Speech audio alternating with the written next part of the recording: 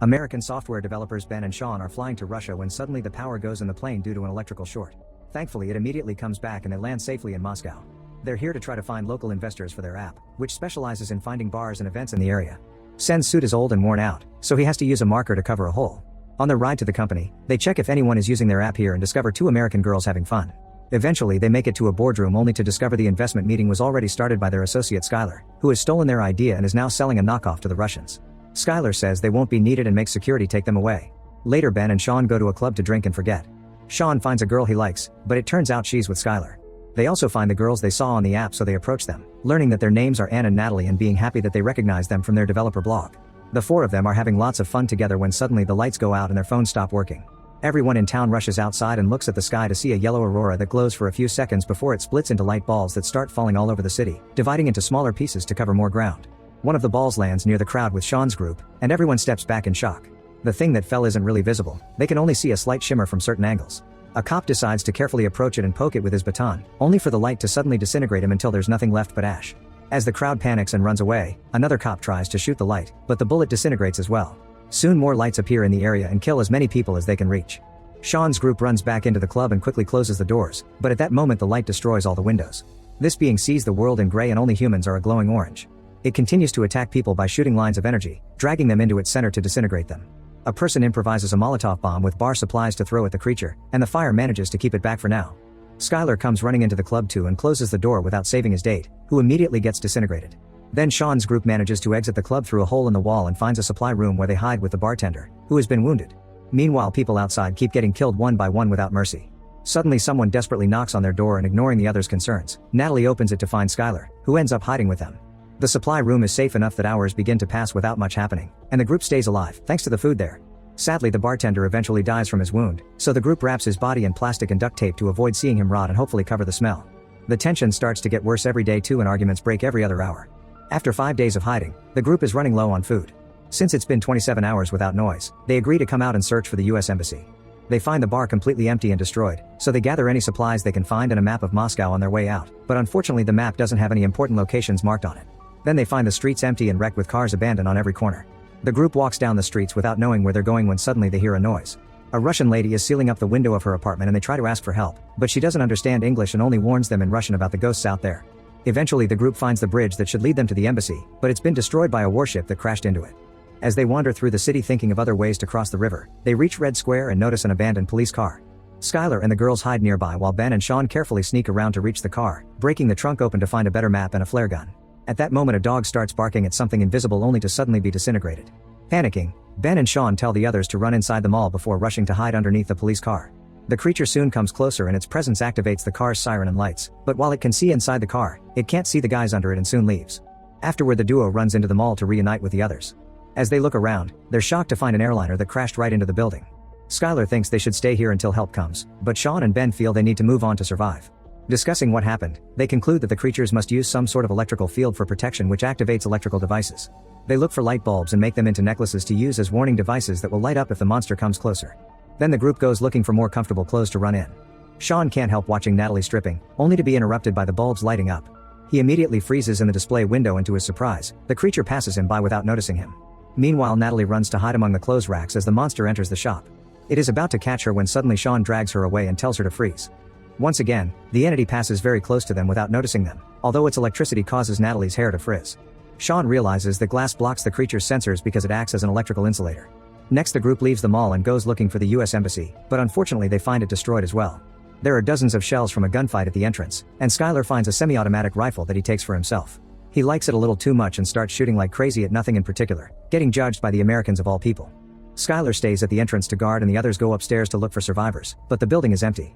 In the Situation Room, they find reports about what happened. Global communications only lasted for 3 minutes after the attack. Most capital cities have been invaded, and they haven't found anything that could hurt the monsters. The only solution found so far is hiding underground.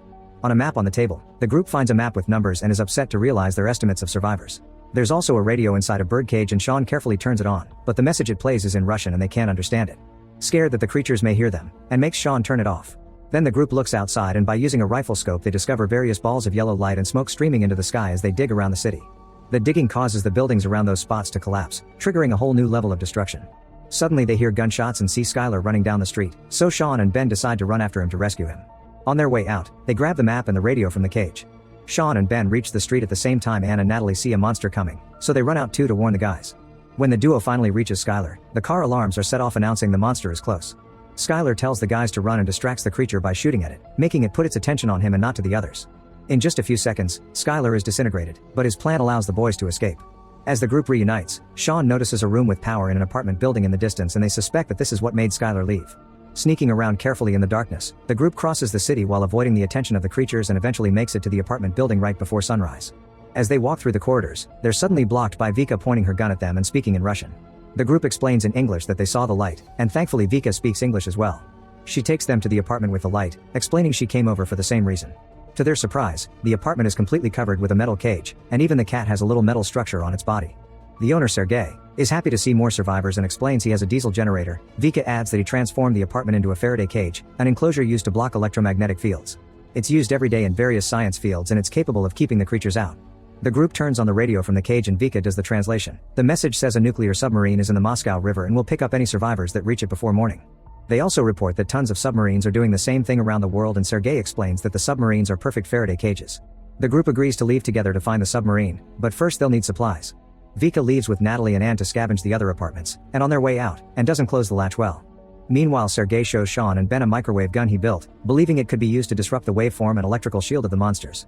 While the girls look for supplies, the creatures see them in the building and move in to attack. The exterior lights give away their movement and the girls immediately run away. Vika runs to find a hiding spot thinking the apartment is too far, but Anne thinks she can make it and starts running to Sergei's place as Natalie follows her. They manage to make it to the apartment but are unable to close the hatch, so they hide behind a glass table. The creature quickly comes inside, and while the cat runs away, Sergei fires the microwave rifle at the monster. It seems the waves work and make the creature freeze for a few seconds, revealing its ugly body inside the light. Unfortunately, it only lasts a few seconds and Sergei can't recharge fast enough, so the monster becomes invisible again and disintegrates Sergei. While Sean and Ben climb out through a fire escape, Natalie runs to set some diesel fuel on fire to cover their escape. Then she runs to join the boys, but Anne is too scared and doesn't move fast enough. By the time she leaves the table, the monster sees her and disintegrates her too.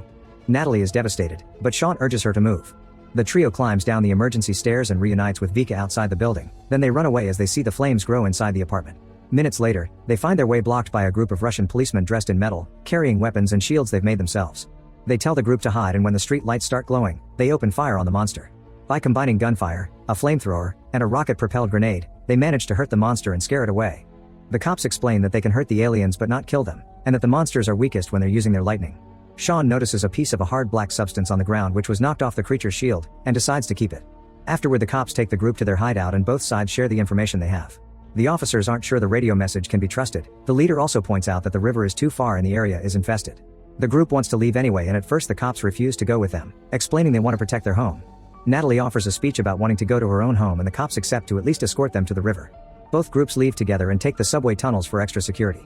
It's very dark down there, so they throw miniature light bulbs on the floor as a way to check for monsters. They immediately start glowing, so the group rushes to the subway platform to hide as lines of light extend into the tunnel to attack. One by one the group jumps on the train tracks to be safe, but Vinka gets stuck behind a pillar while the light searches for her. Ben goes back to save her, throwing her down to the track just in time.